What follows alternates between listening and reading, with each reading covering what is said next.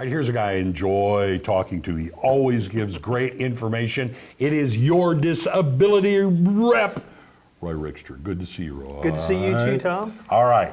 I know people come in here all the time and they must have questions galore. What are the things that they tend to ask the most, however? Yeah, top 5 questions that we get asked all the time. Okay. First of all is whether or not we want to file for Social Security Disability or SSI or Okay. both. And so a lot of it depends on our work history. The disability program is kind of like any other insurance. You work, you pay in, that makes your premium payments. Right. When you stop working, your premiums are no longer paid and your insurance lapses. So that's what decides this for a lot of people. So when we're talking about Social Security Disability, you had to have worked and paid in, and have to have right. recently worked and paid in. Right. If not, then we kind of fall back to the SSI program that doesn't have that same work requirement. Can you file for both at once? You can, and a lot of people do, and that's because the disability program initially has an exclusionary period. The first 5 months that you're disabled, they don't pay you. But SSI doesn't have that same rule. Okay. So sometimes you use the SSI as a stopgap while we wait to get to the disability. All right. Should I file for this or that? What's another question? Another question is, what conditions do we list? A lot of times people come in and they say, is it my back, or is it my psychological or cognitive decline? The answer is this: any condition that limits your ability to do basic work activities gets assigned a degree of limitation, and it counts towards your case. Okay. So we don't have to pick and choose. We don't have to highlight a certain condition.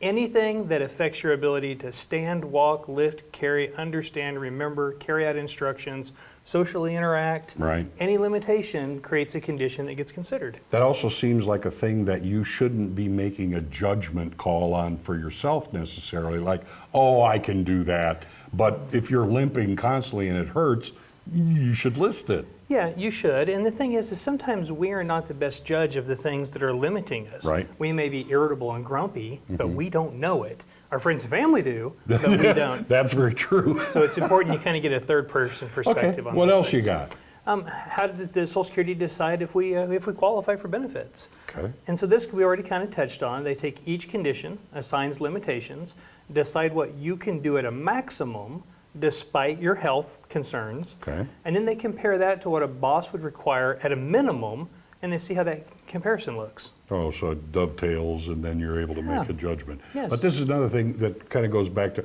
don't judge for yourself. You let the experts kind of determine how that works. Yeah, that's correct. The jobs that we've done in the past may not be the way they're done in the national economy. And so Social Security is going to look at them in the way that the jobs were not only done the way you did them, but the way they're expected to be done, where you were falling short, to kind of make this comparison and decide whether or not you can meet those demands. Okay, now we said 5. We've done 3, right? Yeah. You've got others. Doctor says that I'm disabled. Social Security didn't listen. What gives? Well, a lot of times this comes down to our medical records being inconsistent. Maybe our doctors didn't do a good job detailing our condition, listing our symptoms. Sometimes we have examination findings that don't agree or jive with what it is that the doctor has said about our condition. So you may have debilitating back pain and need a cane, but our x-ray reports may be normal. And so even though the doctor has opined that you're disabled, Right. it may not agree with the records, and therefore it doesn't get the traction that you'd like to get it. Also, you may not be doing your job with telling the doctor everything. Sure, sure. And that's the thing, we've talked about that many times. Yeah. Clients a lot of times tell the doctor I'm fine, and then are surprised when the doctor writes down that you're fine. They'll believe you if you say fine. Last Okay. question is, how can we help? How do we fit into this? Well, obviously we're going to file all the documents, help with the paperwork, do all the questionnaires. I also review everybody's medical records. We summarize those, and we use every opportunity that we can get to poke Social Security to try to help do their job, help explain your condition to them and how it fits with the regulations. We're an advocate.